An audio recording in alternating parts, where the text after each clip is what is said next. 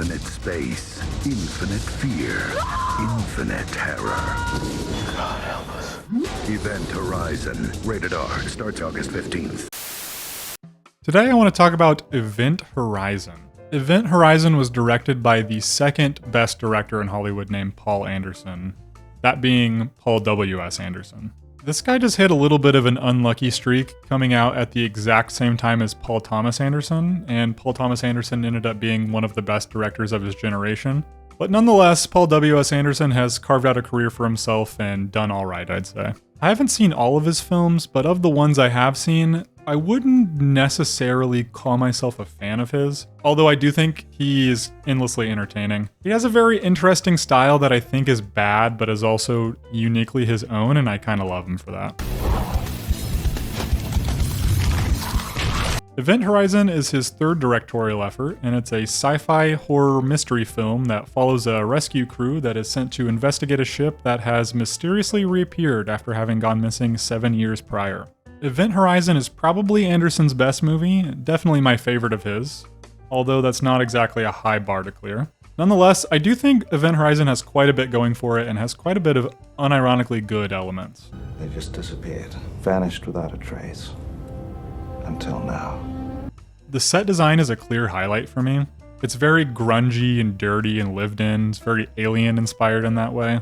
There's physical buttons for things, and even the touchscreens they do have still feel much clunkier than you might expect for a sci-fi setting. There's things with exposed gears, and everything around the ship is either made of a cool metallic or stone material. Apparently Anderson wanted the design of the Event Horizon ship to be very cathedral inspired, which I'm not sure really translated well onto screen, but I will say it does look good nonetheless. One of the best parts of the set design for me is this one section leading up to the warp drive, which is like the main engine of the Event Horizon ship. It's got this section that's basically like one of those funhouse rides where you just try to walk across a bridge while something's spinning around you and makes you dizzy. And then it leads into this chamber which has what basically looks like a biblically accurate angel in the middle of it. It's this ball that has these 3 concentric rings that are spinning around it with lights on it, and it looks a lot like the imagery of the orb with all of those rings of eyeballs spinning around it that you might see.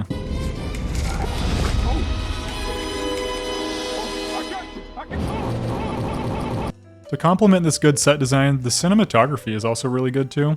I think the lighting and framing of a lot of these shots just oozed coolness. Like there's a couple of scenes that are set in dark rooms and have lasers going through them, which is just something really simple and is in a lot of other movies too, but just looks so good. There's a lot of moments in this movie that you could pause and would make great screenshots, if you know what I mean.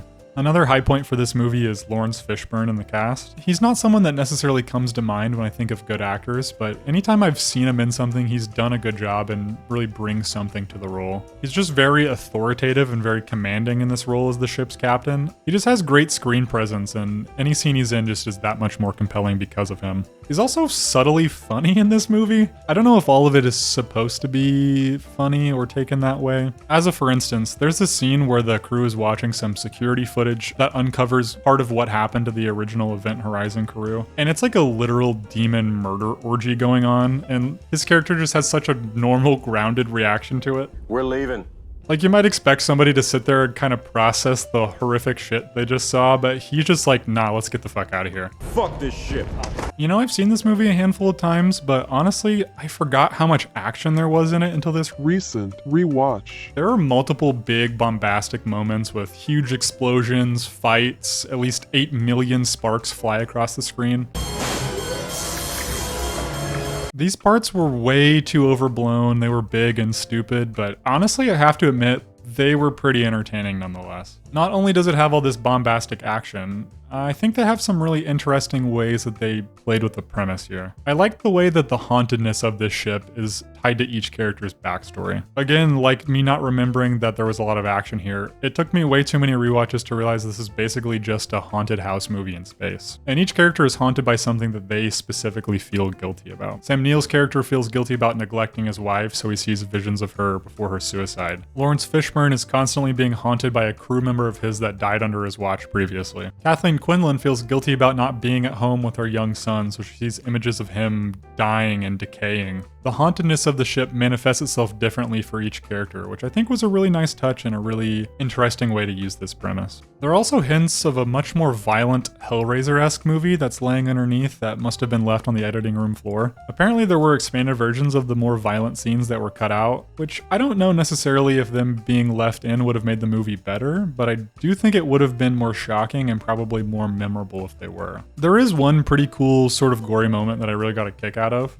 When the crew shows up to the abandoned Event Horizon ship, everything is frozen and floating in zero gravity. They have a lot of CGI shots of random bits of garbage floating around that don't always look the best, but that's neither here nor there. There's a dead body that's frozen so thoroughly that when they activate the gravity again, it falls and shatters into a million pieces, like those videos of things being dipped into liquid nitrogen.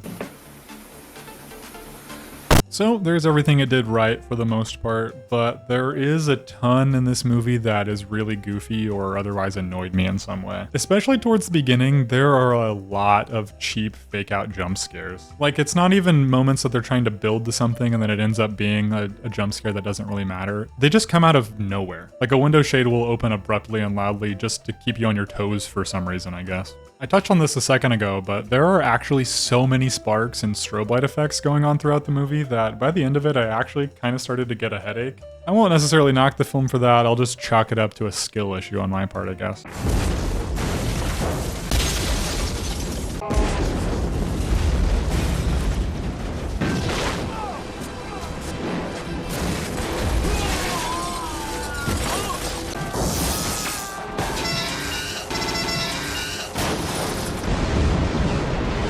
Again, on things being cut from the movie, I don't know this for sure, but I feel like there has to be some stuff missing in the middle of the movie for Sam Neill's character. He's a main character throughout the beginning and is really like a cornerstone for introducing us into this mystery. Then he just kind of sits in the background for a while through the middle and doesn't really have much to do. And then at the end, he's just evil, like comically evil, just to be the bad guy. He just wants to murder everyone now. There isn't a lot shown of like a gradual transformation or showing him evolve into being this bad guy.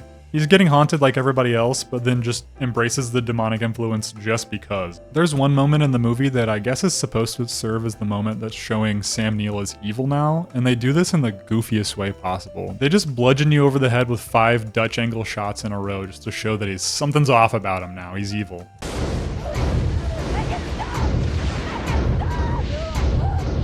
And on that topic, there's actually a couple of scenes that were supposed to be scary, I think, but I ended up finding them really funny instead. Like, for example, there's another one at the beginning of the movie where they're setting up the mystery of what happened on the Event Horizon. They said they didn't receive any contact from the ship before it went missing, but they do have this one audio recording. And then they just play the most over-the-top, evil-sounding noises you could ever imagine.